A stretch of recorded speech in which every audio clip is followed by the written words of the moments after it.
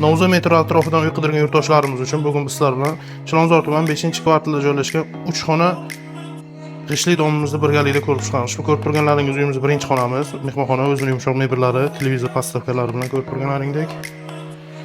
Bu yerda esa balkon qismimiz 2 metrga 6 metr bo'lgan balkonda yarmiga oshil yig'iladigan stol stullari, ko'rib turganlaringdek konditsioner. Bu yerda balkonimizning ikkinchi qismi oshxonaga qo'shib yuborilgan. Oshxonamiz kerakli barcha mebel va texnikalar bilan ta'minlangan, o'z o'rnida qolgan oshxonamiz. Katta xolodilniklari 2 metrlik, ko'rib turganlaringdek. Uyimiz 4 qavatli binoning ikkinchi qavatda joylashgan bo'lib, umumiy maydoni 70 metr kvadratdan iborat.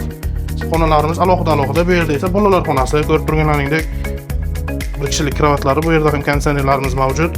Uyimiz ikkinchi qavatda bo'lganligi sababli oynalarga panjaralar o'rnatilgan, romlar almashgan. Bu yerda esa kattalar yotoqxonasi.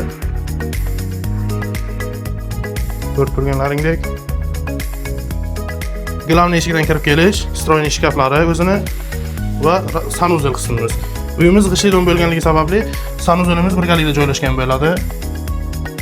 Shu uyimizning mo'ljaliga keladigan bo'lsak, Chilonzor tuman 5-kvartal Agrobank orqasida joylashgan, Novza metrogacha piyoda 5-10 daqiqalik masofada joylashgan ushbu uyimizda videoda ko'rgan barcha mebel va texnikalaring bilan birgalikda egalari 96 ming AQSh dollar baholashmoqda. Agarda kimgadir qiziq bo'lsa, opsioniyadagi raqamlarga qo'ng'iroq qilishingiz mumkin.